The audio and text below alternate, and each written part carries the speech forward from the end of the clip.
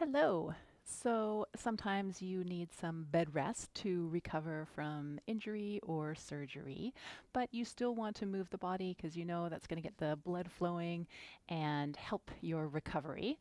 But you need to do those movements in bed. So I have put together a few exercises that, depending obviously on your injury, you might be able to do. And I am going to go through those right now. So I'm going to have a pillow support. My imaginary person has to be lifted up on pillows. And if you're not on pillows, that's fine. You can do these right on the bed and without the pillows. Your legs can be whatever position you like. We're just going to start with breathing.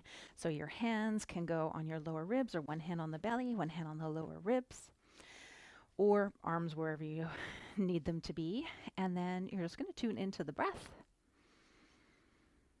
and notice where your inhale and your exhale go in your body, where you feel them in the body. You can close your eyes if you like. So we're tuning in here and maybe trying to get a deeper inhale and a longer exhale. The more oxygen we can bring into the body, again, the more that's going to help your recovery. And then maybe practicing a long exhalation breath. So maybe inhaling for a count of 4 and then exhaling for a count of 6, or whatever ratio feels good to you with that. And do a few rounds of that before you even start moving. So you're calming the body down, getting ready to tune into your movements. If you're recovering from an injury, you really want to be tuned in and aware of what's going on so that you can do more movement if it's available to you, or do less movement if that is appropriate for you. And then one more breath. Good. You can keep your hands where they are, and we'll do a couple of pelvic tilts. So your pelvis is resting on the bed. The bed is soft, so it might already be in a little bit of a tilt. And you're just going to create a little more movement in the pelvis. So you're rocking your pubic bone towards the belly button, and then you're lifting your lower back and creating some space. So the legs will remain pretty still, and you want to just use those deep abdominal muscles to do this movement. See if you can relax the bottom, relax the legs. And you might feel some movement farther up the torso as well as the pelvis moves, maybe farther up the back. That's fine. Just trying to stay relaxed in the rest of the body and find that little tilt and extension of the pelvis. So the pelvis is tilting back and forward. Try that a couple more times. And of course, you can go longer or adapt anything you need to. But the next one I'd like to introduce is the bent knee fallout. So working on stability, particularly if you're a hypermobile person or you want to work on your core strength, you are going to bring your legs into this bent knee position, and then keeping the pelvis still, find your exhale, find those deep core stabilizers, and allow one knee to go out to the side without letting your pelvis move. And then bring that knee back through center. And then again, knee goes out to the side and then back through center. Good. And again, you can do as many repetitions as is appropriate for your body on one leg, and then go to the other leg.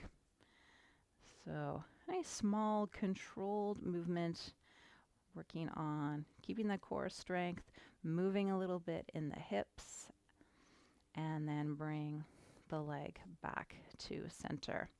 All right, from here, we're going to take it up just a notch. So I'll have you place your hands on your thighs, and you are going to use your arms and your legs as resistance against each other. So what I'd like you to do is push your thighs into your hands, and your hands are going to resist this movement.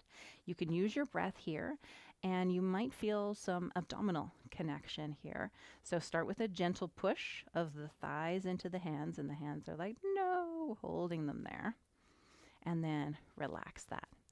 And then try that a couple more times. You can start with an exhale to help engage the deep abdominal muscles, and then gently push the thighs into the hands. The arms are resisting, and then release. Let's try that a couple more times, and notice as the thighs push into the hands, is there tension anywhere else in the body? Can you keep the rest of the body from tensing up and keep the work in the abdominal muscles? One more, and then we're going to reverse. So now we're going to push the hands into the thighs. So you're looking to find, again, that core connection, but more armpit, shoulder blade area strengthening here. So you're going to push, the legs will resist now. You'll push your hands into your thighs and then release. And again, you're going to push the hands into the thighs, finding that exhale. There'll be some core work, and then hopefully some of that armpit, shoulder complex work. And notice here, the neck and the shoulder, tops of the shoulders really want to tense up. Can you keep the arms working, the abdominals working, basically the lower core and then upper core area working. And one more, push, and then release. And of course, you can do a few more if you like. All right, we're going to go into a side bend now. So today we're going to try and move the spine a little bit more than we've done so far. So if it's comfortable, you can extend your legs and then place one hand, again, if it's comfortable, behind your neck. So I like to have my fingers going down my neck and supporting my head just at the occipital ridge there, so I can feel what's going on in my fairly mobile neck. And the other arm goes down by the side. So if your right hand is holding your head, you're just going to begin to side bend over. So think of reaching through your left fingers and side bending over, sliding your left ribs towards your left hip, and then you're going to come back to center. And then again, try and let the neck relax and the rib cage do that little side bend down to the side and then back. And you can keep it pretty small or you can make it pretty big. But again, trying to keep tension out of the neck and shoulders and just find some extra length on that right side and then back to center. And then same thing on the other side. Hand will go behind your head. To check out what the neck is doing, you want the neck to follow the rest of the spine. So you're initiating by reaching through the right fingers, slightly side bending, and then come back. It's doing as many as feels comfortable for you in this position. Again, you can be flat on your back on the bed if you prefer. And then one more, keeping the neck still, trying to find the work through the center, that little side bend. And then all the way back. Good. One more movement here. You can bend your knees in, bring your feet a little bit wider.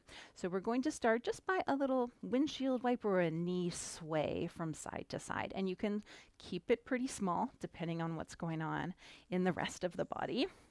Or if you're feeling ready, you can add a little bit more movement. So that as the knees go over to the side, the hip will lift. There'll be a little more twist in the spine.